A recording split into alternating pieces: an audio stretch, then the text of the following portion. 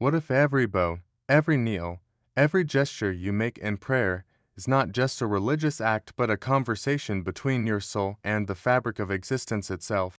What if the body you inhabit is actually a sacred text and prayer is the language through which you read it? My dear friends, seekers of truth, lovers of the divine, tonight, I invite you on a journey that transcends the boundaries you've drawn between traditions, a journey into the universal grammar of prayer itself through the eyes of one of history's greatest mystics, Muhyiddin ibn Arabi, a man whose vision was so vast that he saw the divine in every faith, every heart, every sincere act of devotion. Here's what Ibn Arabi understood that most of us forget. The human body is the same across all borders, whether you stand in a mosque, a temple, a church, a synagogue, or beneath the open sky. Your spine curves the same way, your knees bend at the same angle. Your forehead meets the ground with the same humility when a Muslim prostrates, when a Buddhist bows, when a Christian kneels, when a Hindu offers pranam, when a Jew davens the body, speaking a language older than words, older than scriptures, older than religions themselves. When you stand in prayer, any prayer Ibn Arabi would tell you that you are embodying the axis between heaven and earth. Look at the human form, feet rooted in the ground, crown reaching toward the sky. You are a living bridge. In Kabbalah, this is the middle pillar of the tree of life. In Hinduism, this is the awakened Sushumna channel. In Sufism, this is the straightened path. In Christianity, this is the cross made flesh before the wood ever was. The standing figure is the letter I in English, the alif in Arabic, the number 1 in mathematics, the symbol of unity, of singularity, of the one appearing as many. When you stand consciously before the divine, you remember, beneath all our differences, we are expressions of the same source. Then comes the bow. And here, my friends, is where something profound happens across every tradition. And bowing, the ego begins its descent, the head seat of thoughts, judgments, divisions. The I know better lowers itself, the heart rises slightly above the head. Symbolically, you are saying, let love lead. Let intellect follow. The great Catholic mystic Meister Eckhart said, the spiritual life is not a process of addition, but subtraction. The Buddha speaks of emptying, the Taoist teaches yielding. Ibn Arabi called it fan annihilation of the false self, whether it's the Jewish shikari's bend, the Christian genuflection, the yogic forward fold, or the Islamic ruku. Every tradition knows that true wisdom begins when we bow, when we acknowledge we are not the ultimate authority, when we curve our pride into an arc of receptivity. But the most powerful movement, the one that appears in nearly every mystical tradition, is full prostration, forehead to earth. Ibn Arabi taught that prostration is the secret of secrets. Why? Because in this position, the highest part of your head, your consciousness, your sense of superiority, touches the lowest part of creation, the dust, the earth, the humble ground. In this collision of opposites, alchemy happens. The Christian mystics called it kenosis, self-emptying. Christ in Gethsemane, face to the ground. The Buddha under the Bodhi tree, touching the earth as witness to his awakening. Moses before the burning bush, removing his shoes because the ground itself was holy. Mohammed in the cave of Hira, overwhelmed by revelation, pressing his blessed forehead down. What are they all discovering in that lowest position? That down is the new up, that surrender is the highest achievement, that in losing yourself completely, you find everything. Modern science now knows something beautiful. When you place your forehead on the ground, you literally ground electrical charge. You discharge the chaos of the mind into the earth. Ancient mystics knew this through direct experience. The earth heals, the earth receives, the earth transforms. After the journey of standing, bowing, and prostrating, you sit in meditation, in prayer, in contemplation. Every tradition has this seated witness. Ibn Arabi understood that sitting is not rest from prayer, it is the integration of prayer. You have moved through the positions, and now you gather the fruits. You have died and been reborn, and now you sit as the one who has seen both worlds. The Buddha sits in lotus. The Christian contemplative sits in centering prayer. The Sufi sits in muraqabah.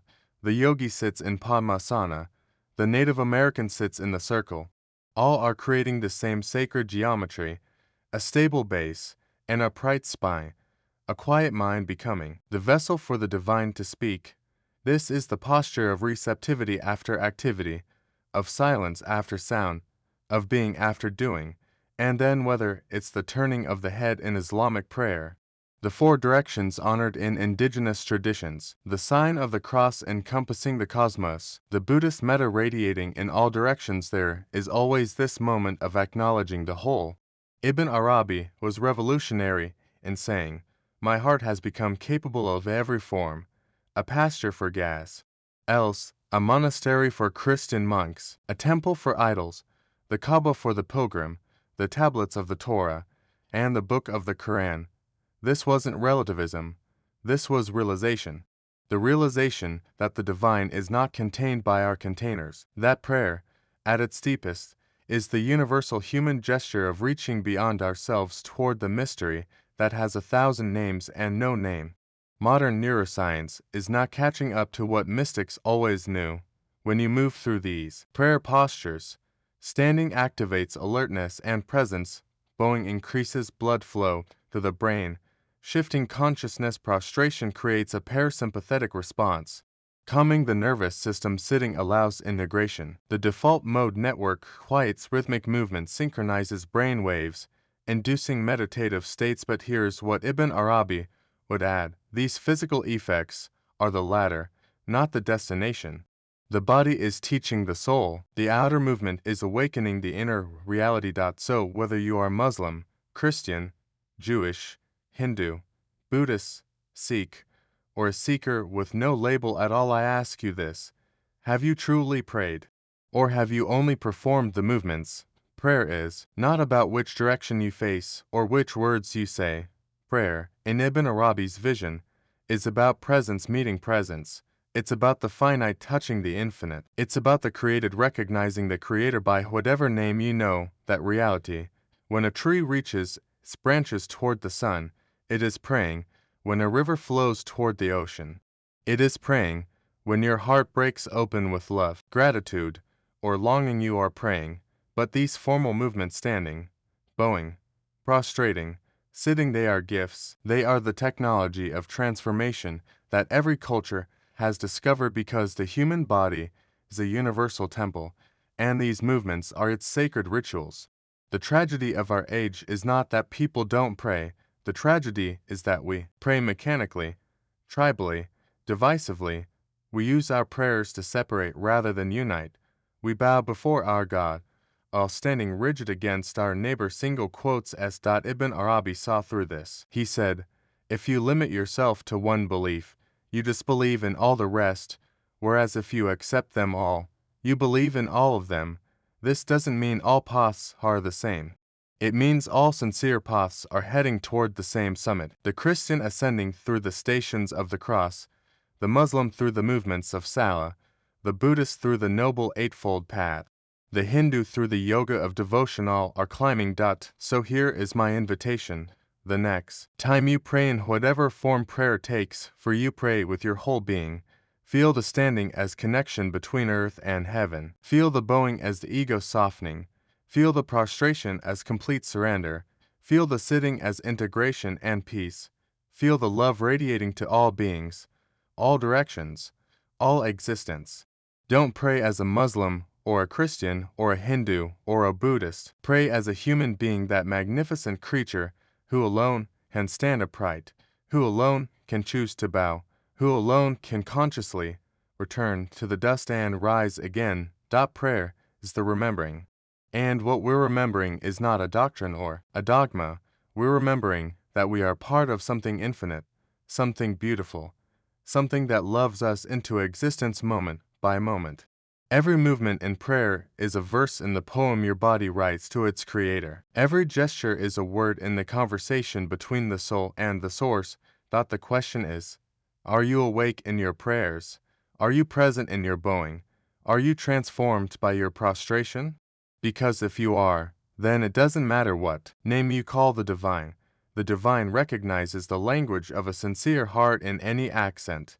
Ibn Arabi Unz wrote, "Do not attach yourself to any particular creed exclusively, so that you disbelieve in all the rest. Otherwise you will lose much good, nay, you will fail to recognize the real truths of the matter, be in yourself a matter for all forms of belief. For God is too vast and tremendous to be restricted to one belief rather than another.